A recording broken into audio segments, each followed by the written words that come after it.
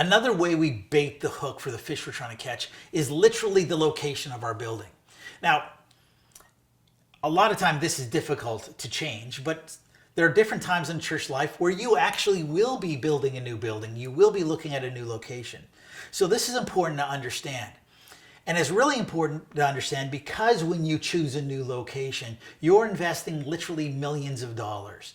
And many, overwhelming majority of churches do this very poorly, even disastrously. And here's the thing you need to understand when you're picking a location. And that is, if it's a good location for McDonald's, it's a good location for you. Now, why is that? Well, for the exact same reason why McDonald's chooses a location. They want maximum exposure. That's what we're looking for, is a location with high visibility. There's this really old thinking that, no, we want to have a neighborhood church. And so we're going to bury our church in some little residential neighborhood where only the 12 people who live right beside our church ever see our church building. Those churches wither and die.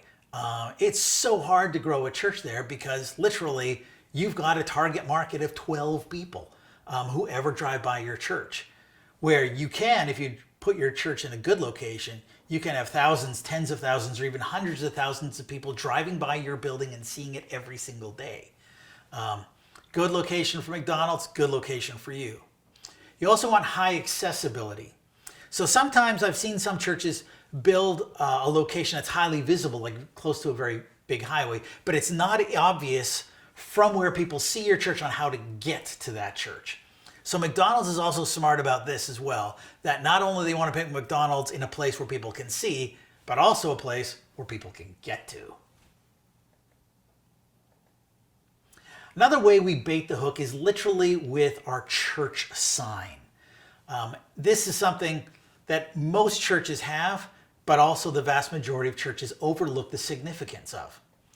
Now, first of all, I say most churches have it, but not all churches do.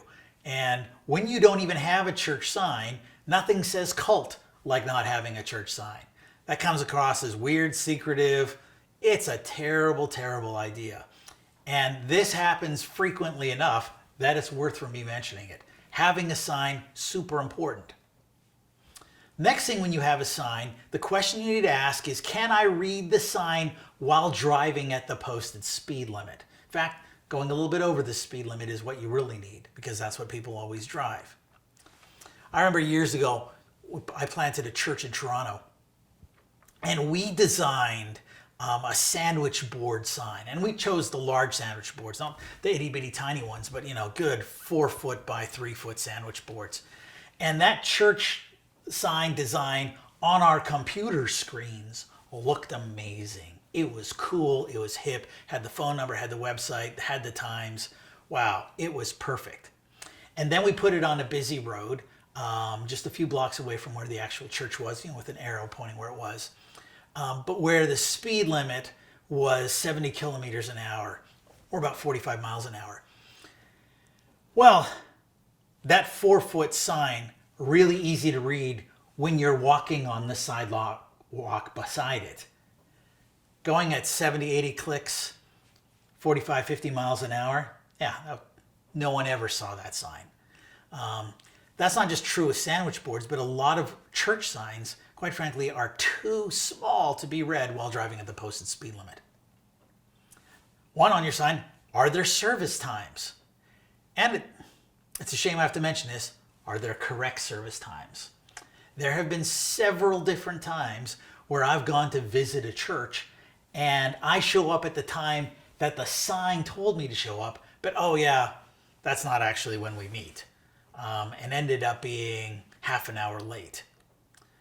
When I've talked to some of these churches, I remember talking to one pastor and he said, we thought we'd change the sign, but it'd be too much money. It was a plywood sign with paint.